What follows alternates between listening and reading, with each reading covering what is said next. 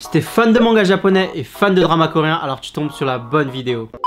Salut à tous, c'est Joti, j'espère que vous allez bien. Aujourd'hui, on se retrouve pour une nouvelle vidéo où je vous parle de quelque chose d'extrêmement populaire en Corée du Sud et qui commence à être de plus en plus à travers le monde. Je vais vous parler du webtoon coréen ou aussi appelé manhwa. Peut-être que certains d'entre vous connaissent déjà, notamment grâce au drama coréen, parce que figurez-vous que certains webtoons ont inspiré des dramas. Je vous en parle juste après et je vous expliquerai où et comment les lire, du coup restez jusqu'à la fin. Allez, c'est parti. Pour ceux qui ne connaissent pas les webtoons, alors qu'est-ce que c'est? Le webtoon coréen est une forme de manhwa qui sont tout simplement des bandes dessinées sud-coréennes publiées en ligne. C'est un peu l'équivalent de nos fameuses BD en France comme Tintin, Astérix ou même Titeuf. Par contre, comment j'ai des références de vieux, c'est un truc de ouf. Ou même l'équivalent des mangas japonais par exemple. En Corée du Sud, ils ont la même chose et se déclinent sous différents formats comme le papier, internet ou même les applications mobiles. Le webtoon coréen, comme son nom l'indique, sera principalement consommé sur le web, en l'occurrence via les smartphones, tandis qu'en France, on reste quand même très friand du format papier. La subtilité des webtoons coréens, c'est qu'il n'y a pas de page à tourner. Attends, mais ça veut dire qu'il n'y a qu'une seule page? Oui, c'est ça, le webtoon ne tient sur qu'une seule page, qu'on scrolle tout simplement. Un peu ce que tu fais tous les jours sur Instagram ou sur TikTok quoi. Attends, t'as dit quoi?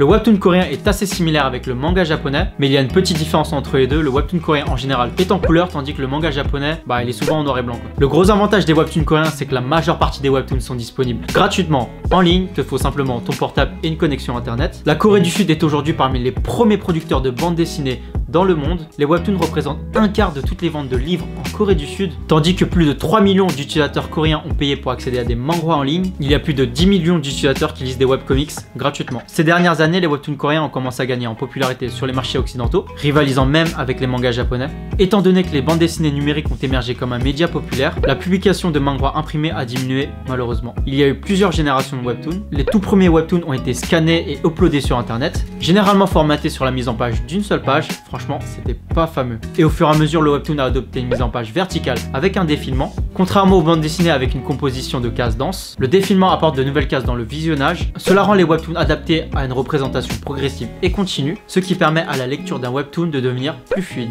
Avec l'avènement du smartphone et de la tablette, les webtoons ont également migré vers de nouvelles plateformes comme les applications mobiles. Alors pour vous donner quelques chiffres, en fin 2015, le marché des webtoons et de ses dérivés a été évalué à plus de 420 milliards de won, ce qui fait environ 316 millions d'euros. Les webtoons sont pris comme matériel de source par un certain nombre de médias, y compris la télévision et le cinéma. L'un des premiers exemples en est Beats, c'est un film de 1977 basé sur la bande dessinée de Yu Young-man. Et là plus récemment, c'est au tour des dramas coréens de prendre comme support le webtoon, notamment le drama Love Alarm.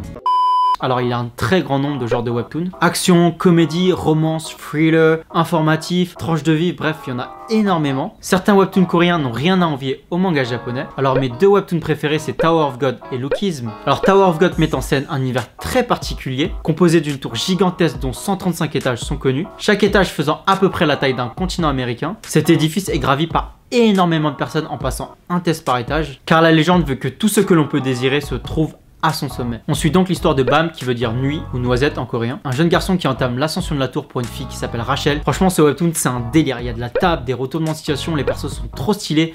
Franchement, si vous kiffez l'action, matez-le, je vous recommande. Alors, Lookism raconte l'histoire de Park Hyun-suk, qui est un lycéen gros, laid, méprisé, bref, tout ce qu'il y a de plus impopulaire. Complètement harcelé au lycée, un jour il demande un transfert scolaire à sa mère. Résolu à fuir tous ses problèmes actuels et à recommencer à zéro, il déménage à Séoul et entre dans un nouveau lycée. Cependant, la nuit qui précède sa rentrée, se passe quelque chose d'extraordinaire. Il obtient un nouveau corps grand, musclé et vraiment très beau. Honnêtement, ce webtoon est vraiment très émouvant et aussi très drôle, du coup je vous le recommande. Alors comme je vous l'ai dit précédemment, certains webtoons ont inspiré des dramas coréens. C'est le cas de Love Alarm qui est un drama sur Netflix. Ça raconte tout simplement l'histoire d'un monde où il y a une application Love Alarm qui alerte les personnes dès qu'ils ont des sentiments pour autrui. On suit Kim Jojo qui découvre l'amour tout en faisant face à des difficultés. Elle est au centre d'un triangle amoureux un peu comme d'habitude où son passé la rattrape. Il y a aussi le drama My ID is a Gangnam Beauty qui raconte l'histoire d'une étudiante qui s'appelle Mireille et de sa nouvelle vie après avoir subi de la chirurgie esthétique. Il y a aussi le drama coréen What's Wrong with Secretary Kim avec Park Seo-joon et Park Min-yeon qui est tout simplement une adaptation du webtoon My Secretary Kim. Mais il y a aussi eu Machism the Trap dont l'adaptation a rencontré beaucoup de controverses parce que les fans avaient l'impression que le scénario avait légèrement changé dans le drama et ainsi que les personnages originaux. Du coup, le réalisateur et ses scénaristes se sont excusés auprès de l'auteur du webtoon original.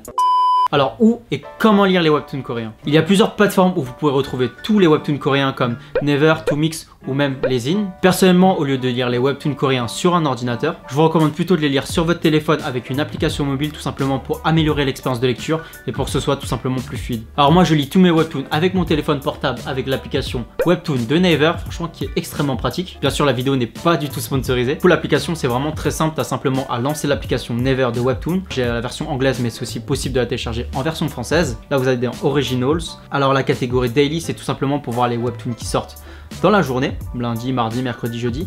Et là dans les genres en fait vous pouvez simplement sélectionner le genre que vous voulez, que ce soit la comédie, l'action, tranche de vie, la romance. Un truc extrêmement pratique avec cette application c'est que tu peux aller simplement sur Webtoon et pouvoir télécharger directement tout le webtoon et pouvoir les regarder hors ligne, c'est à dire que tu n'auras pas besoin de connexion internet. Du coup c'est extrêmement pratique si tu veux aller dans le métro ou quoi que ce soit. Là on a fait un peu le tour. Moi perso je regarde Tower of God, Lookism aussi comme je vous l'ai dit tout à l'heure. Là on peut simplement subscribe à les webtoons, comme ça on est notifié à chaque fois qu'il y a une nouvelle sortie. Hop, et comme je vous l'ai expliqué, par exemple là je vais regarder la saison 2, l'épisode 203. Là ça va charger et franchement c'est extrêmement cool parce qu'il faut le swiper. Et c'est extrêmement pratique. Et franchement les images sont quand même super belles je trouve. Voilà, je pense qu'on a fait le tour de l'application. Je vous laisse télécharger l'application vous-même, sachant qu'elle est totalement gratuite. Ensuite vous pouvez y accéder gratuitement à tous les webtoons coréens. Franchement c'est un pur bonheur. Voilà, c'est tout pour aujourd'hui. Merci à tous d'avoir regardé cette vidéo. Comme d'habitude, likez la vidéo, partagez la vidéo, ça me ferait extrêmement plaisir. Et dites-moi dans les commentaires si vous connaissiez déjà les webtoons coréens et lesquels sont vos préférés. Et je vous dis à la prochaine. Allez, ciao.